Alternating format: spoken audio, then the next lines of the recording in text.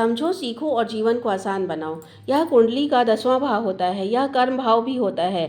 यह व्यापार भाव या नौकरी भाव। तो नौकरी में, व्यापार में कब वृद्धि होगी, कब नौकरी लगेगी, कब व्यापार शुरू होगा, यह कर्म भाव ही बताएगा। जब कर्म भाव में जो राशि है, यहाँ 7 नंबर की राशि है या तुला राशि है, उसका स्वामी शुक्र होता है।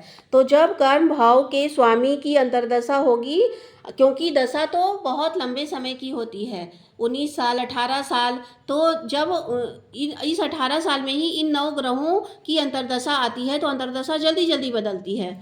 तो जब कर्म भाव के स्वामी की अंतर्दशा आएगी, उसी वक्त उस भाव में जो राशि होगा, वह राशि इस भाव में आए या दृष्टि डाले। यहाँ पर 7 नंबर शुक्र की राशि है, तो शुक्र यहाँ पर आए या दृष्टि डाले। शुक्र की 7वीं दृष्टि होती है, हर ग्रह की दृष्टि होती है, शुक्र की 7वीं दृष्टि होती है। तो यहाँ से 7वीं दृष्टि डालेगा, 1 2 3 4 5 6 7, 7वीं दृष्टि डाले या शुक्र यहीं पर आए, तो ऐसे में यह भाव प्रभावित हो जाता है। और यह सिर्फ 50% ही प्रभावित हुआ।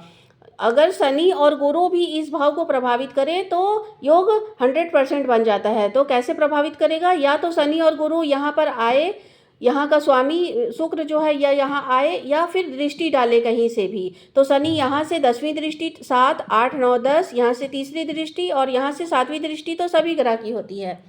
7वीं दृष्टि हर ग्रह की होती है। शनि की 3 7 10, गुरु की 5 7 9, शुक्र की 7वीं दृष्टि। तो यहाँ होगा तो सारे ग्रह दृष्टि डालेंगे। शनि यहाँ से 10वीं दृष्टि, यहाँ से तीसरी दृष्टि, गुरु यहाँ से 9वीं, यहाँ से 5वीं दृष्टि, यहाँ से 7वीं दृष्टि।